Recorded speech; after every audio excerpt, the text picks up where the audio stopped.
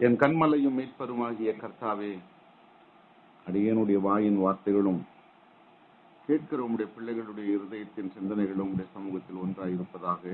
ஆமேன். ஆண்டவரும் இரட்சகருமாகிய இயேசு கிறிஸ்து நாமத்தினாலே இந்த கால வேளையிலே இந்த இணைவழியாய் இணைந்திருக்கிற அன்பு சகோதர சகோதரிகளை நான் மனதார வாழ்த்துகிறேன். கர்த்தர் உங்கள் ஒவ்வொருவரையும் ஆசீர்வதிப்பாராக. இந்த நாளில கூட நம்ம தியானத்திற்கென்று சில வசனங்களை உங்களுக்கு நான் நினைப்பூட்ட விரும்புகிறேன். பொறுப்பாக ஒருவேளை இந்த குழுவில் அநேகர் தேவ வார்த்தையை பகிர்ந்து கொள்றாங்க. ஒருவேளை அவங்க பேசியிருக்கிற ஒரு தலைப்பாக கூட இருக்கலாம், எனக்கு தெரியாது. யார் என்ன பேசுறாங்கன்னு எனக்கு தெரியாது. ஆனாலும் ஆவியானவர் ஒவ்வொரு நாளும் என்ன என் சிந்தனையில கொடுக்கிறாரோ அதை நான் உங்க முன்னாடி பேசுவது வழக்கம். இன்றைக்கு நம்ம கனி தரும் வாழ்வு என்ற தலைப்புல சில வசனங்களை நம்ம தியானம் பண்ணலாம். கனி தரக்கூடிய வாழ்வு. இந்த வசனத்தை தியானிக்கிற பொழுது குறிப்பாக பழைய ஏற்பாட்டின் காலத்துல எரேமியா தீர்க்கதரிசியின் புஸ்தகத்துல 17வது அதிகாரத்துல 7-8 வசனங்களை வாசிக்கிற பொழுது அங்க ஒரு தீர்க்கதரிசி ஒரு நிலைப்பாட்டை நமக்கு முன்வைக்கிறார்.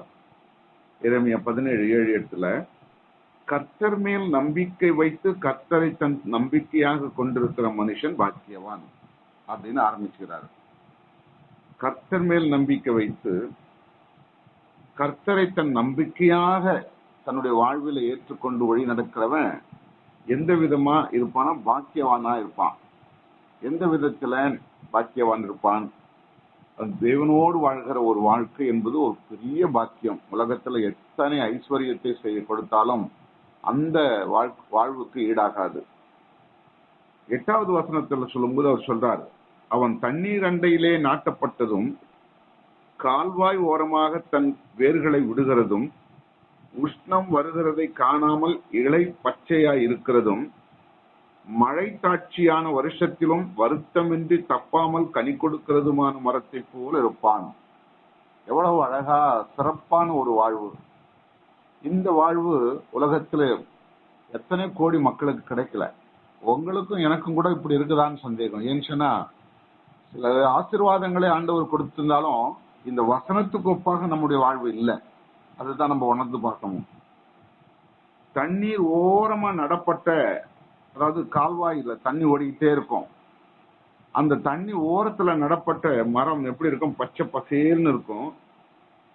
அது எந்த விதத்திலும் தப்பாமல் வருஷந்தோறும் கனிகளை கொடுக்கும். அது பூ பூத்து காய் காய்த்து நல்ல பழங்களை கொடுக்கும். அதுதான் அந்த நினைப்பூட்டுகிற வசனம். சங்கீதக்காரர் முதல் சங்கீதத்திலே எழுதும்போது என்ன சொல்றாரு பாருங்க. சங்கீதம் 1-2-3 வசனங்களை வாசிக்கிற பொழுது, கர்த்தருடைய வேதத்தில் பிரியமாயிருந்து இரவும் பகலும் அவருடைய வேதத்தில் தியானமாய் இருக்கிற மனுஷன் பாக்கியவான். அவன் நீர்க்கால்களின் ஓரமாய் நடப்பட்டு தன் காலத்தில் தன் கனியை தந்து இளையுதிராக இருக்கிற மரத்தை போல் இருப்பான். அவன் செய்வதெல்லாம் வாய்க்கும். இப்படி நீர்க்கால்கள், அந்த கால்வாய் ஓரமா இருக்கக்கூடிய மரங்கள் எல்லாம் எப்பவும் பசுமையா இருக்கும். அந்த தண்ணி ஓடிக்கிட்டே இருக்கும். அது நீர் இருந்துகிட்டே இருக்கும். அதுல கொடுக்கக்கூடிய கனியும் நல்ல கனத்துக்குரிய ஒரு பருத்ததா மற்ற மரங்களை காட்டிலும் இந்த கால்வாய் ஓரத்துல இருக்கிற மரங்களில் வரக்கூடிய காய்கள் பழங்கள் எல்லாம் நல்ல தரமானதா இருக்கும்.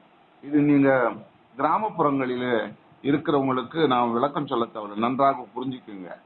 அது அந்த விதமா. அப்போ ஒரு மனிதனுடைய வாழ்வு யாரோடு கூட ஒட்டி இருக்கணும்? கடவுளோடு கூட ஒன்றி இருக்கணும். அதே சமயத்துல அவனுடைய வாழ்வை சீர்படுத்திக் கொள்ளுகிற பொழுது அது நீரோடைகள் ஓரத்தில் நடப்பட்ட மரங்களை போல எப்பொழுதும் கனி கொடுக்கக்கூடியவர்களாய், நல்ல பருமனான மரமாய், இளையுதிராக இருக்கிற, அது பழுத்து காய்ந்து உலர்ந்து போகக்கூடியதா இருக்காது. எப்பவும் பசுமையா இருக்கும். பச்சை பசேலும் பசுமையா இருக்கும் அந்த மரங்கள் எல்லாம். அப்போ அந்த இப்போ நீங்க குளிர் பிரதேசங்கள், நம்ம தமிழ்நாட்டுல குளிர் பிரதேசங்கள் அடிக்கடி ஊட்டி கொடைக்கானல் எடுத்துக்குவோம். அந்த பகுதியில் நம்ம ஏன் ஆண்டுதோறும் ஒரு சுற்றி பார்க்கும்படி ஏன் சுற்றுலா பயணிகளா நம்ம கடந்து போறோம்னா, இங்க உஷ்ணத்துல இருக்க முடியாம கொஞ்சம் ஒரு ஒரு வாரம் 10 நாள் இல்ல 2 நாள் 3 நாள் வசதி உள்ளவங்க அங்க போயிட்டு வராங்க. காரணம் என்ன, அங்க பசுமையான ஒரு இடத்தம், குளுமையான ஒரு குளிர்ச்சியான இடம். அதே போலதான் தன்னுடைய வாழ்வில கூட ஆண்டவரோடு ஒன்றி வாழ்கிற பொழுது நம்முடைய வாழ்வு, நம்முடைய பேசுற வார்த்தைகள், நம்முடைய செயல்பாடுகள் எல்லாமே அந்த பசுமை நிறைந்த மரத்தை போல நமக்கு மிக அழகாக இருக்கும் என்று வேதத்துல நம்ம சொல்லப்படுகிறது. அந்த விதமா ஆண்டவரோடு இணைந்து வாழ்கிற பொழுது திட்டமா சொல்லப்படுகிற சங்கீதம் 92:15 ஆண்டவரோடு இணைந்து வாழ்கிற வாழ்க்கை வாழ்கிற பொழுது அவர்கள் முதிர் வயதிலும் கனித்தந்து புஷ்டியும் பசுமையுமாய் இருப்பார்கள் என்று சங்கீதக்காரர் எழுதுகிறார். முதிர் வயதுல எனக்கு தள்ளாம வந்து விட்டது, நான் வாலிப வயதுல இருந்த அந்த விதமான ஆண்டவரோடு இருக்கிற நெருக்கம் இப்பொழுது எனக்கு இல்லை அப்படின்னு சொல்ல முடியாது. அந்த ஆண்டவரோடு வாழ்கிற அந்த வாழ்க்கை தொடர்ந்து அவங்க முதிர் வயது வரைக்கும் அது குறைந்து போனாலும் அது இணை பிரியாத ஆண்டவருக்கும் நமக்கும் பிரிவினை இல்லாம அது தொடர்ச்சியா நடக்குமானால் அவங்க முதிர் வயதுல கூட கனி கொடுக்கிறவங்களா இருப்பாங்க. இப்போ ஒரு பசு மாடு இருக்கு, அந்த மாடு கண்ணு போடுது. எந்த வரைக்கும் இருக்கும்? ஒரு குறிப்பிட்ட வயது வரைக்கும் தான். மனுஷியோ பெண்களோ இருந்து குழந்தை பெற்றுக்கிறாங்க, ஒரு குறிப்பிட்ட ஏஜ் வரைக்கும் தான். ஒரு காலகட்டம் வரும்பொழுது அவங்களுக்கு இயற்கையாகவே அந்த குழந்தை பிறக்கிறது நின்றுடும், மாடு கண்ணு போடுறது நின்றுடும், பழங்க வகைகள் கொடுக்கறது நிற்கிறோம். அந்த மாதிரி எல்லாத்துக்கும் ஒரு வரையறுப்பு இருக்கிறது. அது போல இருக்கும். அந்த மாதிரி இருந்தாலும் ஆண்டவர் சொல்றாரு, ஆண்டவரோடு இணைந்திருக்கிற பொழுது அவர்கள் முதிர் வயது ஆனா கூட அந்த அந்த அந்த விதமான அந்த நாட்களை கடந்து போனாலும் கூட அவர்கள் கனி தந்து புஷ்டியாய் பலமுள்ளவர்களாய் இருப்பார்கள் என்று அங்க அழகா அந்த சங்கீதக்காரர் சொல்றார். மத்திய எழுதின சுவிசேஷத்துல 7வது அதிகாரத்துல 18வது வசனமும், லூக்கா எழுதின சுவிசேஷம் 6வது அதிகாரம் 43வது வசனத்திலும் ஒரே வசனத்தில் சொல்லப்படுகிறது, நல்ல மரமானது கெட்ட கனி கொடாது, கெட்ட மரம் நல்ல கனி கொடுக்காது. 2 சுவிசேஷ புத்தகத்திலும் ஒரே வார்த்தையை சொல்லப்படுகிறது. அப்போ கெட்ட மனுஷன் ஆண்டவரோடு இல்லாம தூரமா இருக்கிறவன் தான் கெட்டவன், பிசாசுக்கு தங்களை விட்டு போட்டவன் தான் கெட்டவன். இப்ப இந்திய தேசத்துல 2.3% இல்ல 4% ஏதோ ஒரு சதவிகிதத்தை சொல்லிக்கிட்டே இருக்காங்க கிறிஸ்தவர்கள். அப்ப அது போக மீதி உள்ளவர்கள் எல்லாரும் வேதத்தின்படி என்ன சொல்லணும்? கெட்டவர்கள் தான். ஏன்னு சொன்னா அவங்க ஆண்டவரோடு இல்லாத மக்கள். அவங்க அவங்க வாழ்க்கையில நல்ல வசதி உள்ளவர்களாய் வாழலாம், நல்ல பசுமையா இருக்கலாம், நம்ம பார்வைக்கு அவர்கள் உயர்ந்த நிலையில நல்ல சுகபோகமான வாழ்க்கையா இருக்கலாம். ஆனா கடவுளுக்குள் வாழ்கிற வாழ்க்கை அவங்களோட இல்லாததுனால அவர்கள் கெட்டவர்களாகவே, வேதத்துக்கு புறம்பானவர்களாகவே சொல்லப்படுகிறது. ஆக நம்முடைய வாழ்வு ஆண்டவரோடு எப்பொழுதும் தொடர்புள்ளதாய், அந்த அதிகால நேரத்தில் கூடி வந்து ஜெபிக்கிற அந்த ஜெபம் தான் நமக்கு ஆண்டவரோடு தொடர்பு ஏற்படுத்திக் கொள்ளுகிறது. அனுதினமும் ஆண்டவரோடு இணைந்து வாழ்கிற வாழ்க்கை. காலையில கண் விழிச்ச உடனே ஸ்தோத்திரம் சொல்லி எழுந்துடுறோம். காலையில கண் விழிச்ச உடனே ஆண்டவரை நினைத்து அவருடைய சமூகத்துல அமர்ந்து ஒரு அரை மணி நேரம் 3/4 மணி நேரம் உள்ள 1 மணி நேரம் சத்தியத்தை கேட்டு தியானம் பண்ணி ஜெபித்து பாடி சந்தோஷமா சாட்சி சொல்லி கடந்து போறோம். அந்த விதமான வாழ்வு உலகத்தில் நிறைய மக்களுக்கு இல்ல. அப்படி இருக்கிறவங்க பாக்கியவான்கள். அந்த விதமா இருக்கிறவர்கள் பாக்கியவான்கள். பாருங்க, மத்திய 7வது அதிகாரம் 20வது வசனத்துல சொல்லப்படுகிறது, அவர்களுடைய கனிகளினாலே அவர்களை நீங்க அறிவீங்க. எப்படி அறிந்து கொள்வது? இவன் கடவுளுக்குள்ள இருக்கிறானா கடவுளுக்குள்ள இல்லையா அப்படி என்பதை எப்படி அறிந்து கொள்ள முடியும்? இப்ப இந்த கூடுதல கூட ஒருவேளை 20-25 பேர் இருக்கீங்களா எனக்கு தெரியல, எத்தனை பேர் இருக்கீங்க எனக்கு தெரியாது. உங்கள ஒருவரை ஒருவர் பேசிக் கொள்ளுகிற போது அந்த வார்த்தையில அவங்க எந்த நிலையில ஆண்டவரோடு இருக்கிறாங்க, இணைந்து இருக்கிறாங்க என்பது அவங்க சொல்லுகிற சாட்சியில, அவங்க அனுதினமும் நடைமுறை வாழ்வில அதுல இருந்து நம்ம தெரிந்து கொள்ளலாம். அப்போ இவர் கடவுளோடு வாழ்கிற ஒரு மனிதனா இருக்கிறாரு. ஏதோ பேருக்காது அல்லையோ சோத்திரம் நான் கூட இந்த ஜபத்துல கலந்துட்டேன் அதனால அப்படி இல்ல. நம்ம மனசாட்சிக்கு தெரியும், உள் மனசாட்சிக்கு தெரியும், எனக்கும் என் உள்ளத்துக்கும் தெரியும் நான் ஆண்டவரோடு வாழ்கிற வாழ்க்கை. இதுதான் ஆண்டவர் எதிர்பார்க்கிறார். ஏதோ பேரளவுக்கு உதட்ட அளவில் மற்றவர்களோடு பேசுறதுனால மாத்திரம் இல்ல, எல்லா நிலையிலும் நம்மளோட அந்தரங்க வாழ்க்கை ஆண்டவருக்கு எப்படி இருக்கிறது அதுதான் ரொம்ப ரொம்ப முக்கியம். கனி கொடுக்கிறதா அல்லது கனி கொடுக்காத ஒரு பட்ட மரம் போல அல்லது கனி கொடுக்காத பிரயோஜனம் இல்லாத அந்த அத்தி மரத்தை பார்த்து ஆண்டவர் சபிக்கிறாரே, ஏன்? அது நல்லா பார்ப்பதற்கு இலைகள் நல்லா பச்சை பசேலென்று நல்லா அழகா இருக்குது மரம். ஆண்டவர் அது இடத்துல போறாரு, பசியோட போறாரு, கனியை தேடுறாரு. இல்ல, அவர் சொல்றாரு, இனி உன்னிடத்துல இருந்து ஒரு காயம் வராது, ஒரு செடி ஒரு கனியும் கிடைக்காது அப்படின்னு சொல்லிட்டாரு. அந்த அந்த அந்த மனிதனுடைய வாழ்வும் அப்படிதான் இருக்கிறது. ஆண்டவர் அநேக முறை நமக்கு நல்ல சொல்லி கொடுத்தாரு, அநேக தேவ பிள்ளைகள் மூலமா உபதேசிக்கிறாரு, அநேகர் மூலமா நமக்கு ஜெபிக்கிறாரு, அநேகர் காரியங்களை நம்முடைய வாழ்க்கையில கற்றுக்கொள்ள வேண்டும் என்று ஆண்டவர் இணைத்து கொடுக்கிறார். இந்த மாதிரி ஜெப கொடுக்க தேவாலயத்துல, நண்பர்கள் மத்தியில, பல சூழலில நமக்கு ஆண்டவர் அறிந்து கொள்ளக்கூடிய சூழ்நிலை நமக்கு உருவாக்கி கொடுக்கிறாரு. ஆனாலும் கூட நான் கற்றுக்கொண்டது போல பாவனை செய்கிறேன். எப்படின்னா, ஹலோ பிரதர் எப்படி இருக்கிறீங்க, பிரைஸ் லார்ட், அது இது அப்படி பல காரியங்களை கிறிஸ்துவின் நிமித்தமா நம்ம மற்றவங்களோடு பேசுகிற வார்த்தைகள் மட்டுமல்ல. அத்திமரம் அப்படிதான் இருந்தது, நல்ல பசுமையா இருந்தது. ஆனா நம்முடைய உள்ளான வாழ்க்கை எப்படி இருக்கிறது?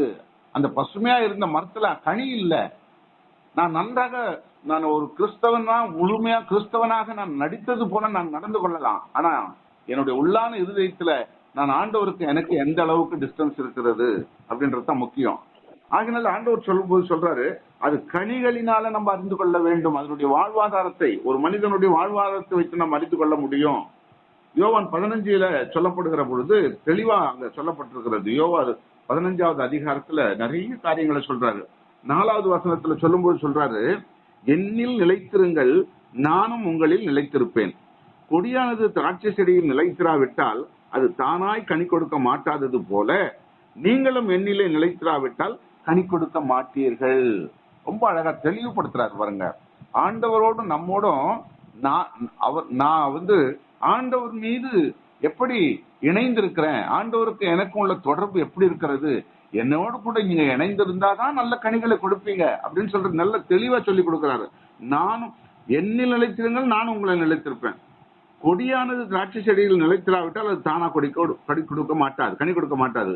நீங்களும் எண்ணில் நிலைத்திராவிட்டால் கனி கொடுக்க மாட்டீங்க. என்கிட்ட என் மேல நீங்க பிரியமா இல்ல, ஏதோ பேச்சுக்காக நான் ஒரு கிறிஸ்தவன், எனக்கு எதிராக நடந்து வந்து கொண்டிருக்கிற ஒரு கிறிஸ்தவ பெண், கிறிஸ்தவ சகோதரன், அவருக்கு முன்னாடி நம்ம நடிக்கிறது போல, பிரைஸ் லார்ட் பிரதர், நல்லா இருக்குதுங்களா, நான் சர்ச்சைக்கு போனீங்களா அப்படின்னு வார்த்தையில சொல்லிட்டா போதாது.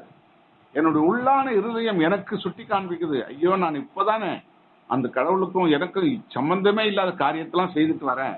அப்படி இருக்கும்போது இவர்கிட்ட எவ்வளவு பவ்யமா நம்ம பேசுறோமே அப்படின்ற எண்ணம் அந்த உறுத்தலா இருக்க வேண்டும். அப்ப ஆண்டவருக்கு நமக்கு உள்ள இந்த உறவு எப்படி இருக்கிறது என்பது ரொம்ப ரொம்ப முக்கியம். 5வது வசனத்தை சொல்றாரு, நானே திராட்சை செடி, நீங்கள் கொடிகள்.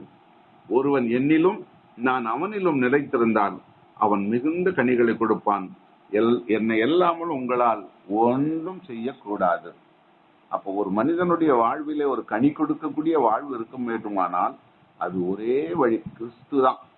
நீங்க வேற எந்த தெய்வங்களும், எந்த கடவுள் என்று சொல்லிக் கொள்ளுகிற காரியங்களும், இல்ல வேற எந்த செல்வாக்கான செழிப்பான வாழ்வும் அது கனி கொடுக்கக்கூடிய வாழ்வாய் இருக்கவே முடியாது. இல்ல ஒருவேளை கிறிஸ்தவர்களா இல்லாதவங்க கூட நல்ல அழகா உத்தம உண்மையோடு பொய் சொல்ல மாட்டாங்க, அவங்க களவு செய்ய மாட்டாங்க, அவங்க உள்ளதை உள்ளபடி நடந்துக்குவாங்க, அவங்க வாழ்க்கை பார்த்து எனக்கு ஆச்சரியமா இருந்தது அப்படின்னு சொல்லி நிறைய பேர் சொல்லலாம். அது நான் கூட அநேகரை கண்டிருக்கிறேன். கிறிஸ்தவ அல்லாதவங்களே கிறிஸ்தவர்கள் எப்படி இருக்க வேண்டும் என்பதை அவங்க மூலமா நம்ம காண முடிகிறது. அந்த அளவுக்கு ஒரு சிலர் எங்கேயோ 1-2 பேர் அந்த மாதிரி இருப்பாங்க. ஆனாலும் அவர்கள் கனி கொடுக்கிறவர்கள் அல்ல. ஏன் சொன்னா, கிறிஸ்துவுக்குள் இருந்து உத்தமத்தோடு வாழ்கிற மனிதன் தான் கனி கொடுக்கிற வாழ்க்கை. அதுதான் சொல்றாரு, அந்த நானே திராட்சை செடி, நீங்கள் கொடிகள். ஒருவன் என்னிலே நிலைத்திருக்க வேண்டும், கிறிஸ்துவுக்குள்ளாக அவன் நிலைத்திருக்க வேண்டும். அப்பதான் அவன் கொடுக்கிற கனி நல்ல எல்லாருக்கும் அது ஏற்புடையதா இருக்கும். அது மட்டும் இல்ல, பாருங்க நிறைய காரியங்கள் கலாத்தியர்ல எழுதும் பொழுது அங்க தெளிவா நமக்கு சொல்லி கொடுக்கிறாரு. 5வது அதிகாரத்துல 22வது வசனத்தெல்லாம் பாத்தீங்கன்னா அங்க அருமையா சொல்லி கொடுக்குறாரு பாருங்க. ஆவியின் கனியோ அன்பு, சந்தோஷம், சமாதானம், நீடிய பொறுமை, தயவு, நற்குணம், விசுவாசம், சாந்தம், இச்சையடக்கம், இப்படிப்பட்டவர்களுக்கு விரோதமான பிரமாணம் ஒன்றும் இல்லை. அப்ப இந்த காரியமெல்லாம் மனிதனுடைய வாழ்விலே கனி கொடுக்கிறதா இருக்குது. இதுதான் கனி என்று சொல்லப்படுகிறது. அப்ப மனிதனுடைய வாழ்விலே இதெல்லாம் இருக்கணும். ஒரு மரத்துல நம்ம கனி எதிர்பார்க்கிறோம். பழம், கனி என்பது பழம் தானே. அந்த பழம் எதிர்பார்க்கிறோம். ஒரு ஒரு மரத்துல காய்க்கிற மரம் நமக்கு கசப்புள்ளதா இருக்கும், ஒரு மரத்துல புளிப்புள்ளதா இருக்கும், ஒரு மரத்துல இனிப்புள்ளதா இருக்கும். அப்ப அந்த விதமா வித்தியாசமா இருக்குதுன்னு சொன்னா, நல்ல பருமனாக, நல்ல இனிப்பாக, நல்ல பார்க்கிறதுக்கு மிக நேர்த்தியாக இருக்கக்கூடிய பழமா தான் கர்த்தருக்குள்ள இருக்கிற வாழ்க்கையில கொடுக்கக்கூடிய பழமா இருக்கும். நம்ம வாழ்க்கையில நாம் எந்த கனியை கொடுக்கிறோம்? கிறிஸ்துவுக்குள் இருக்கிற வாழ்க்கையில இந்த கலாத்தியர் 5:22-23 வசனங்களை சொன்ன இந்த கனிகள் எல்லாம், இந்த பழங்கள் எல்லாம் நம்முடைய வாழ்வில பிரதிபலிக்கிறவர்களா இருக்க வேண்டும். நம்மை கண்டவர்கள் அன்பு, சந்தோஷம், சமாதானம், நீடிய பொறுமை. ஒருவன் உங்களை குற்றப்படுத்துகிற பொழுது எவ்வளவு வேகமா, எத்தனை கிலோமீட்டர் ஸ்பீட்ல வரும் தெரியுமா கோபம் நமக்கு. நம்மளை ஒருத்தர் குற்றப்படுத்தும் பொழுது அது நம்ம யோசிச்சே இருக்க மாட்டோம். அப்புறம் யோசிக்கிறோம், ஐயோ நான் ஒரு கிறிஸ்தவனாச்சே, நான் ஒரு கிறிஸ்தவளாச்சே, கொஞ்சம் பொறுமையா போயிருக்கலாமே. அவன் உலகத்தான், அவன் அப்படிதான் பேசுவான், அதை ஏற்றுக்கொள்ளுகிற மனப்பக்குவம் இல்லாத போயிடுச்சே அப்படின்னு சொல்லி நம்ம பின்னால வருந்துவோம்.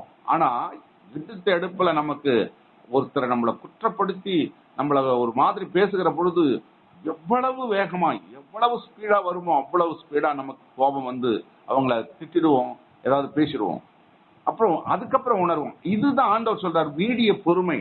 இவைகள் எல்லாம் நமக்குள்ள இருக்கணும். இதெல்லாம் நமக்கு கனி கொடுக்கிற வாழ்வாய் இருக்கிறது.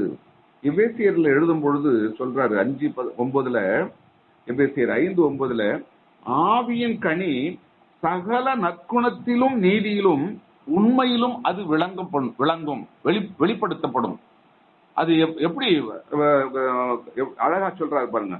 நமக்கு ஆவிக்குரிய கனி இந்த கலாத்தியர்ல வாசித்தது போல இந்த கனிகள் எல்லாம் ஒரு மனிதனுக்குள்ள இருக்கணும்னு சொன்னா அது எங்க எப்படி நமக்கு வெளிப்படுத்தும், எப்படி மற்றவர்களுக்கு அது காண்பிக்க முடியும்னு சொன்னா நற்குணத்திலும் நீதியிலும் உண்மையிலும். அதுதான் முக்கியம். நற்குணம், நீதி, உண்மை. இந்த 3 விதமான காரியங்கள் மூலமா தான் நான் கனி கொடுக்கிற வாழ்க்கையை வாழ்கிறேன் அப்படின்றத மற்றவங்களுக்கு நம்ம பிரதிபலிக்க முடியும். இதெல்லாம் நம்ம கிட்ட இருக்கிறதா? இந்த கால வேளையில ஆவியானவர் உங்களோடு கூட பேசுகிற வார்த்தை இது. நேற்றைக்கு இரவு 9:30 மணி வரைக்கும் உங்களோடு கூட நான் என்ன வார்த்தைகளை பேச போறேன்னு தெரியாது எனக்கு. நான் அவ்வளோ கொஞ்சம் பிஸியா இருந்துட்டேன். என்னோட சொந்த ஊருக்கு போறது, அப்புறம் ஒரு சாயங்காலம் ஒரு ஃபங்க்ஷனுக்கு போறது, இப்படி அங்கேயும் எங்கேயும் ஓடிக்கிட்டு இருந்தேன். நைட்டு 9:30 மணி வரைக்கும் தெரியாது. ஆனா வேதத்தை எடுத்து நாளைக்கு காலையில என்ன பேசணும் ஆண்டவரே, நேரங்கள் கடந்து போனதேன்னு சொல்லி ஜபத்தோடு அந்த சிந்தனையோடு உட்கார்ந்து ஆராய்கிற பொழுது ஆவியானவர் இதை காண்பித்து கொடுத்தார். இந்த வசனத்தை கொண்டு உங்களுடைய பிள்ளைகளோடு பேசுன்னு சொல்லி அவர் என்ன சொல்லுகிறாரோ அதைத்தான் நான் உங்களுக்கு சொல்றேன். அப்போ ஒவ்வொரு கிறிஸ்தவ சகோதரிகள் சகோதரர்கள் யாரா இருந்தாலும் அவருடைய வாழ்வில அந்த கனித்தரக்கூடிய வாழ்க்கை, நான் ஆண்டவருக்கு கனி கொடுக்கிறேன், உலகத்திற்கு நான் எப்படிப்பட்டவனா இருக்கிறேன், இந்த நற்குணங்களை பெற்றவர்களா இருக்க வேண்டும். அதுல சொல்லப்பட்ட 9 விதமான கனிகளை சொல்றாரு இந்த கலாத்தியர் 5:22-23. 9 விதமான கனிகள். 9 விதமான கனிகள் அதனுடைய வார்த்தைகள் வேற வேற இருக்கலாம். அதாவது அன்பு, சந்தோஷம், சமாதானம், நீடிய பொறுமை, தயவு, நற்குணம், விசுவாசம், சாந்தம், இதெல்லாம் வெவ்வேறான பொருளா இருக்கலாம். ஆனா கனி 1, சுவை 9. அப்படிதான் அதை எடுத்துக்கணும். ஒரே பழத்துல அதனுடைய சுவை வித்தியாசமா இருக்குது. நான் ஒரே மனிதன், என்னுடைய வாழ்வு மற்றவர்களுக்கு பல கோணங்களிலே வெளிப்படுத்தப்படணும். நீங்க ஒரு சகோதரியா இருக்கிறீங்க, ஒரு சகோதரனா இருக்கலாம். நீங்க மனுஷி ஒண்ணுதான். ஆனா உங்களுடைய வார்த்தையில, உங்களுடைய பார்வையில, உங்களுடைய செயல்பாட்டுல அப்போ வித்தியாசமான அன்பை, தேவனுடைய அன்பை இந்த உலகத்துக்கு நம்ம வெளிப்படுத்துகிறவர்களா இருக்க வேண்டும். மத்தேயு 3:6-10 சொல்லப்படுவது. மத்தேயு 3வது அதிகாரம் 10வது வசனம். அதே மாதிரி லூக்கா 3வது அதிகாரம் 9வது வசனம். இப்பொழுதே கோடாரியானது மரங்களின் வேரருகே வைத்திருக்கிறது, நல்ல கனி கொடாத மரம் எல்லாம் வெட்டுண்டு அக்னியிலே போடப்படும். அப்ப நீங்களும் நானும் எந்த நிலையில இருக்கிறோம்? நாம் ஒரு மரமா இருக்கிறோம். நம்ம மரத்துக்கு காலடியில ஒரு கோடாரி வைக்கப்பட்டிருக்கிறதா?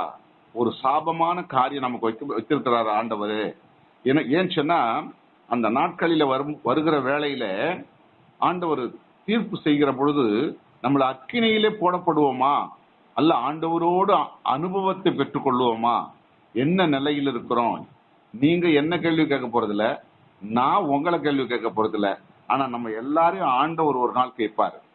இதை நம்ம மனதுல பதிய வைத்துக் கொள்ள வேண்டும். இந்த கால வேளையில நான் உங்களை அன்போடு கூட என்னென்ன உங்களுடைய முகம்லாம் எனக்கு தெரியாது, ஒரு சிலர் தெரியும், அநேகர் எனக்கு தெரியாது. ஆனாலும் நீங்க எல்லாரும் என்னுடைய அன்பு சகோதரிகள், அருமையான பிள்ளைகள். கட்டாயம் நம்ம எல்லாரும் நல்ல கனி கொடுக்கிற வாழ்க்கை வாழ வேண்டும் என்பது நான் விரும்புகிறேன். மனதார உங்களை நான் இந்த கால வேளையில உங்களை பிளஸ் பண்றேன். காரணம் என்னன்னு சொன்னா, ஒருவர் கூட அந்த கோடாரியினாலே வெட்டப்பட்டு அக்கினியில போடக்கூடியவர்களா இருக்கக்கூடாது என்பதுதான். அதுதான் ஆண்டவர் நமக்கு சொல்லிக் கொடுக்கிறார். யோவான் 15:2 சொல்லப்படுகிற பொழுது ஒரு அருமையான அந்த வசனத்தை நான் மீண்டும் வாசிக்கிறேன். 15:2 என்னில் கனி கொடாதிருக்கிற கொடி எதுவோ அதை அவர் அறுத்து போடுகிறார், கனி கொடுக்கிற கொடி எதுவோ அது அதிக கனிகளை கொடுக்கும்படி அதை சுத்தம் பண்ணுகிறார். அதற்கு நல்ல எரு போட்டு தண்ணி ஊற்றி வாய்க்கால் நல்லா கட்டி அழகா அதை சேமித்து அதுக்கு நல்ல தண்ணி தினந்தோறும் ஊற்றி அதுக்கு நல்லா அதுக்கு மனிதனுக்கு உணவு போடுவது போல மர செடி கொடிகளுக்கு எரு போடுவாங்க. அந்த மாதிரி செய்கிறார் ஆண்டவர். காரணம் என்னன்னா, அது அவரோடு கூட இணைந்திருக்கிற ஒரு வாழ்க்கை, அவருடைய மரமா இருக்கிறது, அவருடைய செடியா இருக்கிறது. அதனால அவர் நமக்கு தகப்பனா இருக்கிறார், தாயா இருக்கிறார், அவரை நம்ம பேணி காத்து வருகிறார். அதனால என்ன பண்றாரு, அவரை நம்பி நம்ம பிடிச்சுக்கிட்டோம்னா நம்ம நல்ல அழகா நம்மளை வளர்த்து கொடுக்கிறார். நல்ல எரு போட்டு அதுக்கு தண்ணீர் ஊற்றி இந்த வசனத்துல சொன்னது போல அழகா நம்மளை வளர்த்து கொடுக்கிறார். கனி கொடுக்கிற கொடி எதுவோ அது அதிக கனிகளை கொடுக்கும்படி அதுக்கு என்ன பண்றாரு, அதை சுத்தம் பண்ணுகிறார், அதை சீர்படுத்தி நடத்துகிறார். உங்களையும் என்னையும் ஆண்டவர் அப்படிதான் அனுதினமும் பண்ணிக்கிட்டு இருக்கிறார். ஆனா நாம தான் என்ன பண்ணக்கூடாது, எந்த விதத்திலும் பின்மாற்றம் அடைந்து ஓடிவிடக்கூடாது. 8வது வசனம் சொல்லி, நீங்கள் மிகுந்த கனிகளை கொடுப்பதினால் என் பிதா மகிமைப்படுவார், எனக்கு சீஷர்களாயும் இருப்பீர்கள். பிதாவானவரும் அதுல மகிமைப்படுறாரு. குமாரனாகிய கிறிஸ்துவுக்கும் நம்ம சீஷர்களா இருக்கிறோம், அவருடைய பிள்ளைகளா இருக்கிறோம். இதை நம்ம மறந்து போயிடக்கூடாது. இந்த வசனத்தோடு நம்ம இந்த உலகத்துக்குள்ள கடந்து போவோம். கர்த்தர் உங்களையும் என்னையும் இன்னும் அதிகமாய் அவரோடு வாழ்கிற வாழ்க்கையை நமக்கு சீர்படுத்தி கொடுத்து நம்மை ஆசீர்வதித்து நடத்துவாராக. ஆமென், ஆமென்.